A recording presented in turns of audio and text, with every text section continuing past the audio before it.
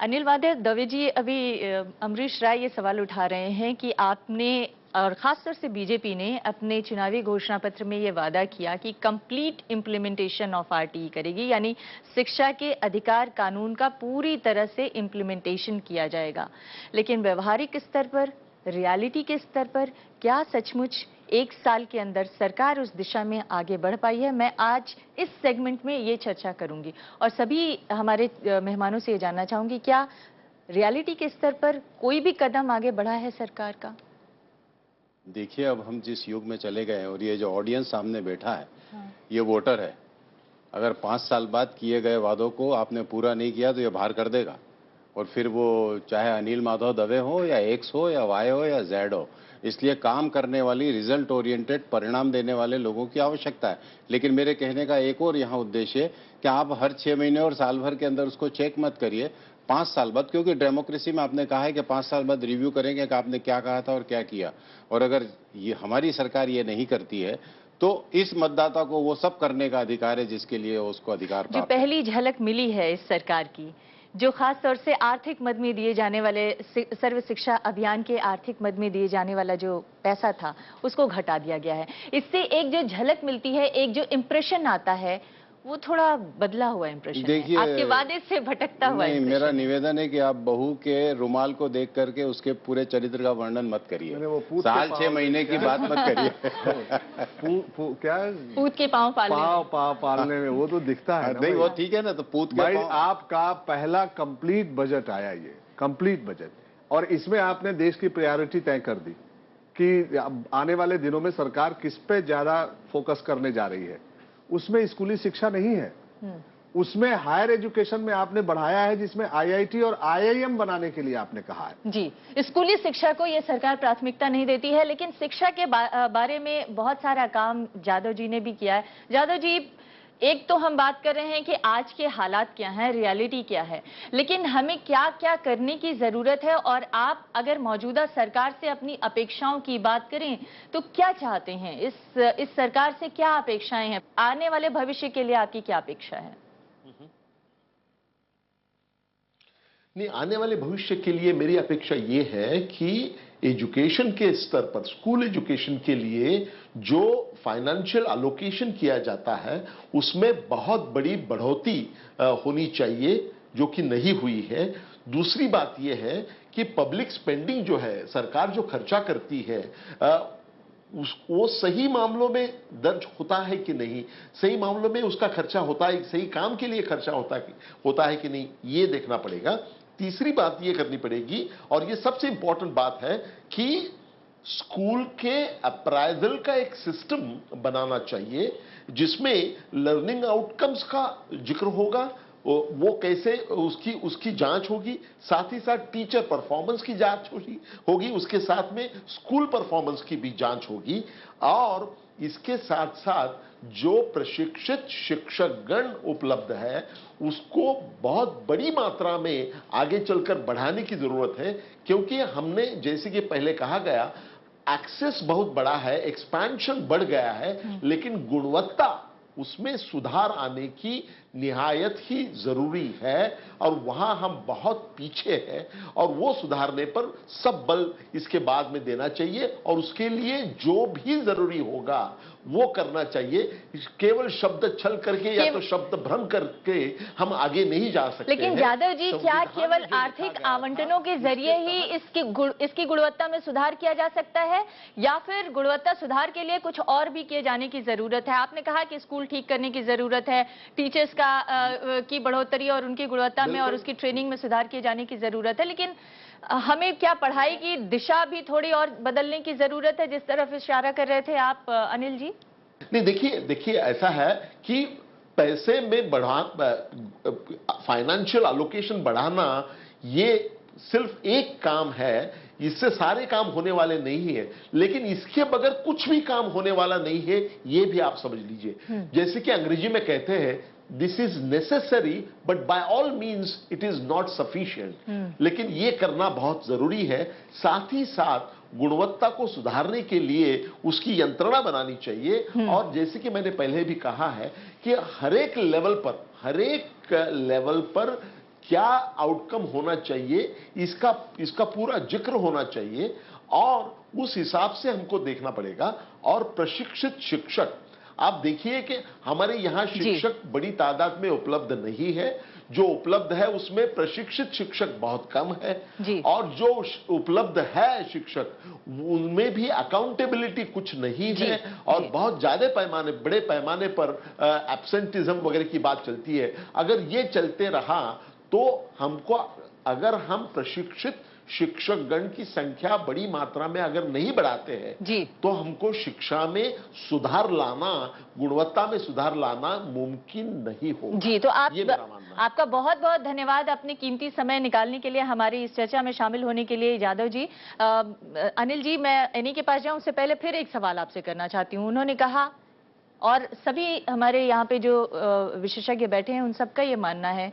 कि देखिए, अगर आपको स्तर में सुधार करना है तो उसको होलिस्टिक वे में, इस कानून को होलिस्टिक वे में लागू करना पड़ेगा और उसको होलिस्टिक वे में लागू करने के लिए आर्थिक आवंटन एक बहुत बड़ा कंपोनेंट है। अगर आप उसको आर्थिक मदद नहीं देंगे सरकारों को या स्कूलों को, तो फिर उसमें आगे बढ़ोतरी की संभावना कम हो जाएगी। तो आर्थिक आवंटन तो महत्वपूर्ण चीज है ही, लेकिन दूसरे उन्होंने जिस जिम्मेदारी की आप बात कर रहे थे उसको अगर दूसरे शब्दों में, उनके शब्दों में कहा जाए तो वो कह रहे हैं परफॉर्मेंस बेस्ड या आउटकम बेस्ड शिक्षा को करना चाहिए। क्या इन दोनों चीजों से आप सहमत हैं? बिल्कुल, आप जिस होलिस्टिक की बात कर रहे हैं उसको मैं समग्र कह रहा था। जिसको आप एक शब्द दे रहे थे, मैं उसको दूसरा शब्द दे रहा था। किसी को बुरा लग सकता है कि ये शब्द भ्रम है, लेकिन वो एक ही शब्द है। आपने होलिस्टिक का टोटलिटी में देखना चाहिए, मैं कह रहा हूं समग्रता से सोचना चाहिए। बिल्कुल साहब, हर चीज समग्रता से सोचने की जरूरत है और उसको लेकर के प्रामाणिकता से हर बॉडी को काम करने की जरूरत है, चाहे सिविल सोसाइटी हो, चाहे एडमिनिस्ट्रेशन हो, चाहे पॉलिटिशियंस हो। और जो कुछ करने की आवश्यकता होगी उसको करने का प्रयास पूरी प्रामाणिकता से करेंगे। और बीइंग ए पॉलिटिकल पार्टी में इतना कह सकता हूं कि ये जो युवा पीढ़ी बैठी है ये इतनी इंटेलिजेंट है, इसके ऊपर हम भरोसा नहीं कर रहे हैं। ये 5 साल बाद आप कुछ भी बोलिए, ये हिसाब लगाएगी और ये बोलेगी कहाँ इन्होंने ऐसा किया है। मैं चाहती हूँ कि ये युवा पीढ़ी तो वो युवा पीढ़ी है जो बिना राइट टू एजुकेशन के बढ़ के आगे आई है, लेकिन जो राइट टू एजुकेशन में इस समय युवा पीढ़ी आने वाली है, यानी बच्चों की जो पीढ़ी अभी तैयार हो रही है, वो सिर्फ 8% है और वो इनसे पीछे न रहें, वो इनसे आगे जाएं, वो इनसे पीछे न रहें। ये भी कोई बहुत अच्छी व्यवस्था से नहीं आए हैं। जिस स्कूल में मैं पढ़ता था उस पर झाड़ू में लगाता था, उसके अंदर टाटपट्टी में बिछाता था, लेकिन वहाँ बैठे हुए कई लोग, लेकिन वहाँ एजुकेशन का स्तर हो सकता है इनके स्कूलों के एजुकेशन के स्तर से ज्यादा अच्छा हो, क्योंकि को पढ़ाने वालों को नीचा नहीं दिखाना चाहता। एनी जी, एनी आप कुछ कहना चाहते हैं? मैं ये कहना चाहती हूँ कि जब हम रियलिटी के बारे में बात करें, अगर आप सिर्फ पॉपुलेशन को देखें, अभी MHRD का एक रिपोर्ट आया है 2014 में जो आउट ऑफ स्कूल की, जिसका जिक्र अमरीश जी भी कह रहा था। अगर हम देखें, SC पॉपुलेशन है 16%, लेकिन टोटल 6 to 13 ईयर्स में उन बच्चों की पॉपुलेशन है ऑलमोस्ट 30%। इसका मतलब है कि, और वैसा ही ट्राइबल पॉपुलेशन है, वैसा ही मुस्लिम पॉपुलेशन है।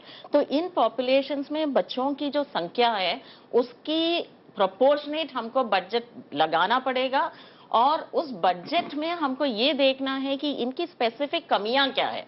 आज एक माइग्रेंट चाइल्ड है या ये चाइल्ड विद डिसेबिलिटी है, उसकी कमी बाकी बच्चों की वैसा नहीं होती है, उनकी स्पेशलाइज्ड नीड्स हैं। तो जब तक हम वो स्पेशलाइज्ड नीड्स नहीं फुलफिल कर पाएंगे, वो जिम्मेदारी नहीं कर पाएंगे, वो बच्चा एजुकेशन तक एक्सेसिबिलिटी नहीं हो जाएगा। हमने तो एक जगह ये भी पढ़ा कि राइट टू एजुकेशन के अगर सभी पैमानों पर देखें तो सच्चाई ये है कि जो SC ST एरिया हैं, जो माइनॉरिटी एरिया हैं, वहां पर स्कूलों की कमी है और जहां पर संपन्न और प्रभुत्व वाले वर्ग हैं वहां पर एक ही एरिया में ज्यादा स्कूल हैं, वहां प्राइवेट स्कूल भी ज्यादा हैं और सरकारी स्कूल भी ज्यादा हैं। लेकिन जहां पर SC ST का इलाका है, जहां पर माइनॉरिटी का इलाका है, जहां पर संख्या भी ज्यादा है और सुविधाएं भी कम है, वहां स्कूलों की भी संख्या कम है। तो इस तरफ भी सोचने की जरूरत है, बहुत जरूरत है। आप दिल्ली ही देखिए, जो रीसेटलमेंट कॉलोनीज है जहां पर लाखों लाख बच्चे रहते हैं, वहां स्कूल नहीं होती है। उनको कॉलोनी में जाना है जहां पर उनको भेदभाव है। और मैं इस विषय के ऊपर भी थोड़ा अटेंशन डालना चाहती हूँ कि हमारी समाज की जो भेदभाव है वो हमारी स्कूल के अंदर भी दिखती है, हमारी क्लासरूम्स में भी दिखती है। आज भी अगर हम गांव जाएंगे तो बहुत सारी टीचर्स ये पूछेंगे ये बच्चे पढ़कर क्या करेंगे, हमारी काम फिर क्या कौन करेंगे? तो ऐसा जब मानसिकता है तो हमको वो सामाजिक मानसिकता को बदलने की भी एक मौका उन क्लासरूम्स में मिलती है। और जब तक हम अपनी लोगों की इक्वालिटी या रिस्पेक्ट या इक्वल राइट्स के बारे में नहीं बात करते, तब तक हम ये जो यूथ तो हमें अपने सामाजिक मानसिकता से बाहर निकलने के लिए क्या करने की जरूरत है, इस पर भी बातचीत करेंगे। एक ब्रेक के लिए रुकते हैं, ब्रेक के बाद अपनी चर्चा में यहाँ युवाओं को भी शामिल करेंगे। तो 5 सालों में देश को शिक्षा का अधिकार तो मिला, लेकिन वो मूवमेंट नहीं बन पाया, वो अभियान नहीं बन पाया जिसके तहत आगे बढ़कर इसे हासिल करने का लक्ष्य हर किसी के मन में एक सपने की तरह पैदा हो सके और आगे बढ़ सके। हमने अपने मेहमानों से बहुत सारी चर्चाएं की। मैं चाहती हूं कि जो जमीन पर देख रहे हैं और जो इससे जूझ रहे हैं लोग, और साथ ही साथ जो युवा वर्ग है जो अपने लिए नए सपने लेकर एक नागरिक जीवन में प्रवेश करने जा रहा है, उनके मन में शिक्षा के अधिकार को लेकर क्या सवाल है, वो पूछना चाहूँ। मैम, जैसा कि आज की परिचर्चा के दौरान बजट की समस्या की बात कही गई थी, तो मैं कहना चाहता हूं कि 2002 में जब 86वें संविधान संशोधन के द्वारा ये शिक्षा के अधिकार को हमारे मौलिक अधिकार बनाया गया, तो उस वक्त उसके बाद एजुकेशन सेस लगाया गया था, 2% प्राइमरी एजुकेशन पे, 1% सेकेंडरी एजुकेशन पे। तो मैं पूछना चाहूंगा अनिल सर से कि क्या आपकी सरकार ऐसा करेगी कि एजुकेशन सेस के माध्यम से जो पैसे कलेक्ट होते हैं सरकार के फंड में, उनका क्या एलोकेशन होता है, उनकी कंप्लीट अकाउंटिंग पब्लिक डोमेन में आनी चाहिए, ताकि प्रथम जैसे एनजीओ उसका उपयोग कर सके, और उससे एनजीओ को जोड़ा जाना चाहिए एजुकेशन सेस के पैसे से। मैं इसमें एक चीज जोड़ दूं। हाँ। अभी जो इस बार बजट पेश हुआ है, देखिए ये एजुकेशन सेस लाया गया था additional support to the education, लेकिन अभी क्या हो रहा है कि 90% जो एजुकेशन बजट है वो सेस से आ रहा है। जो बेसिक आपकी फंडिंग शिक्षा की थी वो खत्म होती जा रही है, और अब आप शिक्षा को केवल सेस से चला रहे हैं। जो सेस फिलिंग द गैप्स के लिए था, वो सेस अभी कोर फंडिंग हो गई एजुकेशन की। अच्छा, इसमें मैं इससे भी बड़े दुर्भाग्य की बात एक चीज, ये बहुत ही अच्छा प्रश्न है। जैसे अमरीश जी कह रहे हैं, ये जो एजुकेशन सेस जब लाया गया था तब वो जनरल फंड के हिसाब से आया था। उसके बाद वो मनमोहन सिंह जी का जो गवर्नमेंट था, उसको प्राथमिक शिक्षा कोष बोल के उसको कन्वर्ट किया गया, प्रारंभिक शिक्षा कोष, प्रारंभिक शिक्षा कोष। तो ये पैसा नॉन लैप्सेबल फंड होता है, मतलब उसमें आता है जी। और जैसे अमरीश जी कह रहे थे, 2010 में जब लागू हुआ था आरटी जी, तब तकरीबन 50% पैसा पीएसके से आता था। वो इस साल जो है वो मेरे ख्याल से 81, अभी अकाउंटेबिलिटी 81% comes from पीएसके जी। लेकिन फिर भी जनता को ये सारी चीजें नहीं पता हैं। क्या आपकी सरकार एक ट्रांसपेरेंसी रिपोर्ट ले आएगी कि सच से हम इतने पैसे दे रहे हैं और सरकार के अलग और दूसरे जो बजट हैं उसमें से कितने पैसे दिए जा रहे हैं? वित्तीय मामलों में मैं इतना ही कह सकता हूं कि आप बहुत गौर से देखेंगे तो धीरे धीरे हमने एक फाइनेंशियल डिसिप्लिन खड़ा करने की कोशिश की है, और उसका एक छोटा सा उदाहरण देता हूं। वो इस एजुकेशन से नहीं है। 32 खदानों का जो कॉल ब्लॉक एलोकेशन हुआ है, उस पर 2,08,000 करोड़ रुपए सरकार के खाते में आए हैं। तो भविष्य में शिक्षा को ज्यादा से ज्यादा फंड जा सके, और सेस से जो आ रहा है वो अपनी जगह ठीक है, लेकिन इसके लिए पहले एक बार पूरी फाइनेंशियल सिस्टम में डिसिप्लिन, ट्रांसपेरेंसी, उससे पैदा होने वाला पैसा ठीक से नीचे तक पहुंच जाए। जो राजीव गांधी कहते थे ना कि 85% ही नहीं पहुंचता, 15% जाता है। तो कितनी बड़ी बात है कि हार्ट जो है वो उस ऑर्गन तक ब्लड नहीं पहुंचा रहा है। इसलिए सारी बातें करने के लिए थोड़े समय की आवश्यकता है। अभी मुझे लगता है कि हम बहुत जल्दी कर रहे हैं। कुछ लोगों का कहना है कि पूत के पांव पाड़ने में बाकी सारा ठीक है, लेकिन मैं इतना जरूर जानता हूं कि हम अपने उद्देश्य में प्रामाणिक हैं और लक्ष्य को प्राप्त करने के लिए परिश्रम की कोई सीमा बाकी नहीं रखेंगे। अगला सवाल जी, मैं बोलना चाहूंगा कि हर यहाँ पे सारे विशेषज्ञ थोड़े असंतुष्ट से लग रहे हैं, तो मैं ये कहना चाहूंगा कि अगर हम इंफ्रास्ट्रक्चर की बात करते हैं या फिर कोई भी नई चीज की बात करते हैं जो कि एजुकेशन सिस्टम में लाया गया था, वो एक शुरुआत हो चुकी है और उसमें ही जो है असल पैसा जो एक्चुअल बिगनिंग में लगता है वो लग चुका है। तो हम लोग यहाँ पे रुख की बात कर रहे थे कि रुख जो है हम लोगों का नीचे जा रहा है, जो कि ऊपर जाना चाहिए बजट में। तो मैं ये कहना चाहूंगा कि यहाँ पे हम लोगों को जरूरत की देखने की जरूरत है, या फिर हम लोग जो है रुख को देखते हुए जरूरत ना भी हो तो भी हम लोग बजट को बढ़ा दें। देखिए, इसे मैं कहना चाहूंगा कि पहला जो एजुकेशन कमीशन बना था, मैंने 50 साल पहले 1966 में कोठारी साहब ने जीडीपी का 6% शिक्षा पर खर्च करने की बात उठाई थी, आज प्राइमरी एजुकेशन पे 1% भी नहीं खर्च हो पा रहा है। जिसमें 3% उन्होंने कहा था कि स्कूली शिक्षा पर और 3% हायर एजुकेशन पर खर्च किया। आज भी 50 साल बाद भी हम यही कह रहे हैं कि एटलीस्ट 6% तो दीजिए। देखिए कितना क्यूमुलेटिव गैप है। आपके पास 1.2 मिलियन मानी 12 लाख टीचर्स की कमी है, आपके पास बहुत सारा डेफिसिट है। उसको पूरा करने के लिए 6% भी काफी नहीं है, क्योंकि 6% तो 50 साल पहले मांगा गया था। अभी जो शिक्षा पर खर्च हो रहा है वो 3.4% है जीडीपी का, और अब जो है पैसा जीडीपी से नहीं, जीडीपी से तो आप ठीक कह रही हैं बहुत घट गया, अब सेस से पैसा आ रहा है। सेस को आपने नेशनल इनकम में शामिल कर दिया, तो ये तो देश को धोखा देने वाली बात हो गई। सेस तो आप इसलिए लाए थे कि अगर टीचर नहीं है, अगर कहीं कोई लर्निंग मटेरियल नहीं पहुंच रहा है, कोई क्लासरूम की कमी है, तो इसको हम इस सेस से पूरा कर लेंगे, लेकिन बेसिक फंडिंग हमको जारी रखेंगे अब शिक्षा के लिए। आप बेसिक फंडिंग कम करते जा रहे हैं और सेस पर शिक्षा को निर्भर करते जा रहे हैं।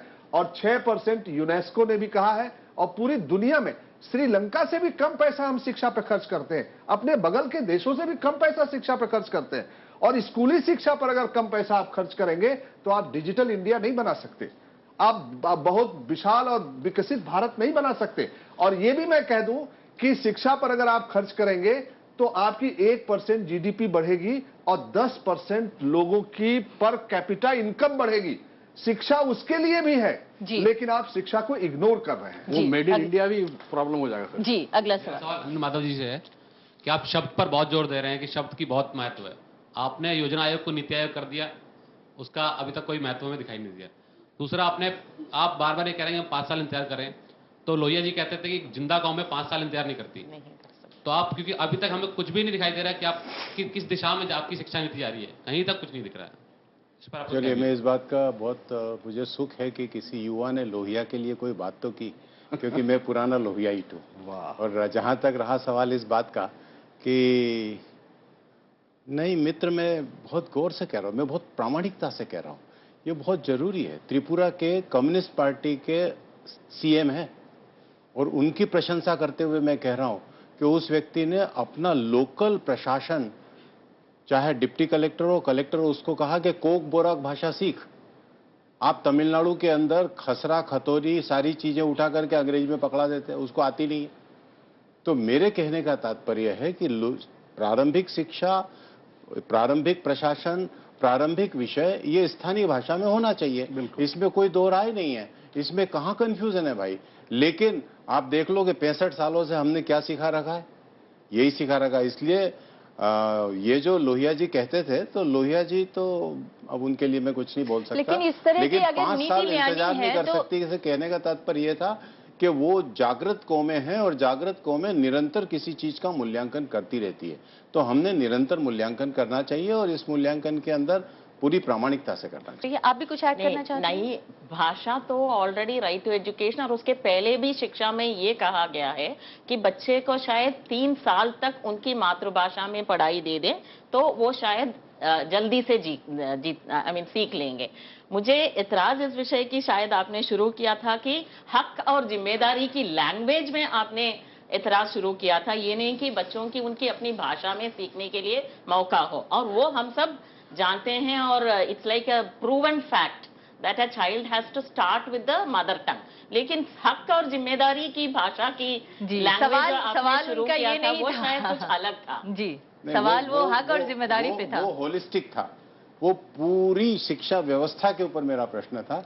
और जहां आप शिक्षा में स्थानीय भाषा का प्रयोग कर सकते हैं, मैं तो चूंकि एक्टिविज्म का आदमी हूं, इसलिए मैं कहता हूं देश भर के सारे एक्टिविस्ट, सारे एनजीओज ने मिलकर के सरकार पे इतना दबाव पैदा करना चाहिए कि अगर शिक्षा देना है तो स्थानीय भाषा में दीजिए, असमिया में दीजिए, मलयालम में दीजिए, तेलुगु में दीजिए, क्योंकि वो बच्चा उसमें बहुत जल्दी सीख जाएगा। वो तो ठीक है, वो तो कहीं नहीं है कि वो ऑलरेडी है, वो ऑलरेडी है, लेकिन सवाल नहीं, लेकिन सवाल ये नहीं था। उस लड़के का भी सवाल ये था कि आप हक और जिम्मेदारी की बात से शुरू किए थे, तो सरकार अपनी जिम्मेदारी समझ रही है कि नहीं, ये सवाल उसका यही था। आप कह रहे हैं कि ड्यूटी टू एजुकेशन होनी चाहिए, ना कि राइट टू एजुकेशन। तो मैंने कहा कि आपने योजना आयोग को नीति आयोग कर दिया, इस तरह आप हक राइट टू एजुकेशन को ड्यूटी टू एजुकेशन कर देंगे तो उससे कुछ फर्क पड़ेगा क्या? नहीं, संपूर्ण तंत्र बदलना पड़ेगा।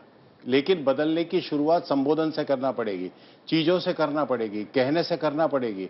और इसके लिए मेरा निवेदन है कि आप इसको हल्के में मत लीजिए, किसी पॉलिटिकल डिबेट जो टीवी में चलती रहती है उस रूप में मत देखिए।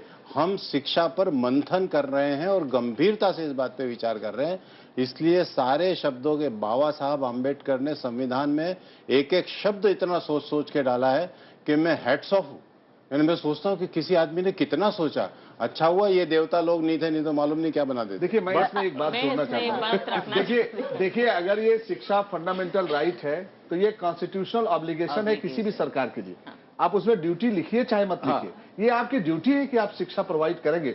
और अगर नहीं, बस बात मुश्किल ये है कि आपने जो लोग अपनी ड्यूटी का पालन नहीं कर रहे हैं उनको दंडित करने का कोई प्रावधान इस कानून में नहीं है। वो होने की जरूरत है कि अगर सरकार नहीं अपना पालन कर रही है, अपने कामों को नहीं कर रही, तो उसको कौन दंडित करेगा, अधिकारी को कौन दंडित करेगा, इसका प्रावधान होना चाहिए। आखिरी सवाल जी मैम, मैं ये बोलना चाहती हूँ कि अगर हम एक तरफ से इंफ्रास्ट्रक्चर बजट को हटा दें, जो एक क्वालिटी की बात कर रहे हैं यहाँ पे, तो अगर हम ये देखा जाए कि इंडिया एक डाइवर्स एक कंट्री है जिसमें बोला जाता है unity in diversity, education system इतना डाइवर्स होने के बाद उसमें यूनिटी क्यों नहीं आ पा रही है?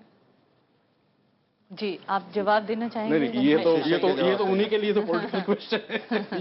मैं इस बारे में कहना चाहूंगी, क्योंकि जो डाइवर्सिटी हम सोसाइटी में देखते हैं वो स्कूल में भी है, लेकिन हम उसको कितना रिकॉग्नाइज कर रहे हैं, उस इंक्लूजन के बारे में हम कितना पढ़ा रहे हैं स्कूल में। क्या हमारी शहरी बच्चा या जो शायद इकोनॉमिकली वेल ऑफ सेक्शन के हैं, कभी स्लम जाकर देखा है कि वहां की परिस्थिति क्या है?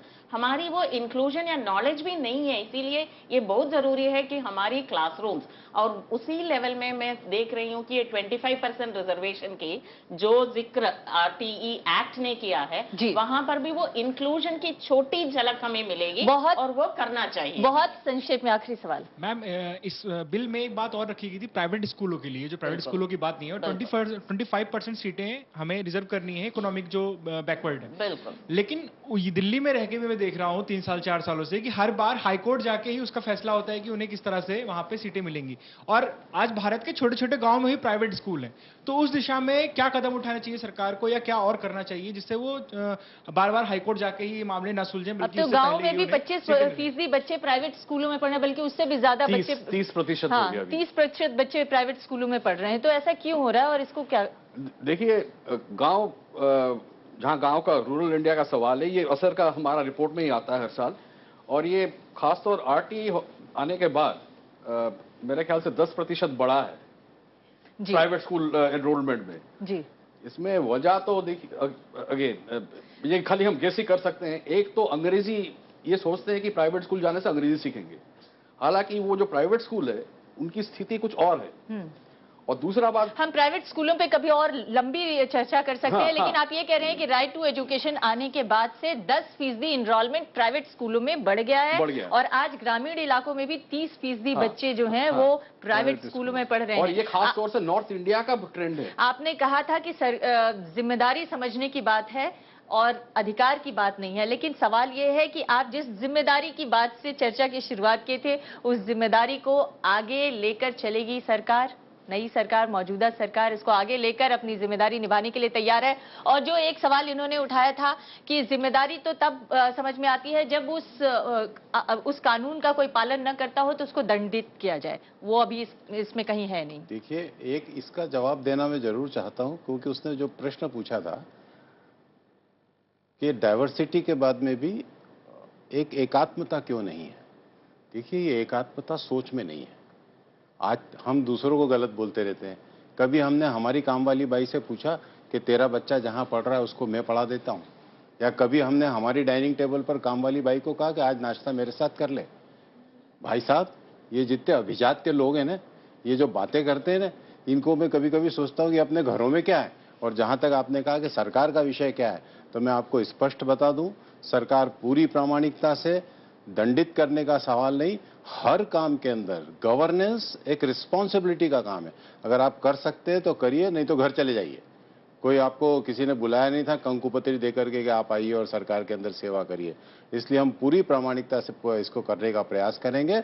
और जब समय हिसाब देने का आएगा तब आप हमारा डेबिट एंड क्रेडिट बैलेंस देख लीजिएगा, खाता बही देख लीजिएगा। आपको लगेगा कि ठीक है तो अगली बार बात कहिएगा, नहीं है तो कहिएगा कि गुड बाय। चलिए, जब समय हिसाब देने का आएगा तो मैं क्या, ये तमाम लोग आपसे सवाल पूछेंगे, लेकिन आज अगर पिछले 5 सालों का हिसाब देखें तो सिर्फ 8% सफलता हासिल किया है इस कानून ने। उम्मीद है कि मौजूदा सरकार अपनी जिम्मेदारी समझते हुए और आपके हिसाब से उस परिभाषा को, शब्द की जिम्मेदारी समझते हुए आगे बढ़ेगी, तभी शायद इसको पूरी समग्रता से लागू किया जा सकेगा। हम उम्मीद करते हैं कि बच्चों का भविष्य आज इस चर्चा के बाद से और बेहतर ही होगा।